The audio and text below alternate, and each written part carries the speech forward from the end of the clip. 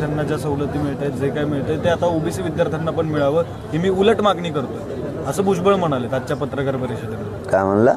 मराठा विद्यार्थ्यांना आत्ताच्या सवलती किंवा ज्या काही लाभ मिळतोय ज्या काही गोष्टींचा त्या आता ओबीसी विद्यार्थ्यांना मिळाव्यात अशी उलट मागणी त्यांनी केली. ते बधीर झालेलं आहे पहिलेच.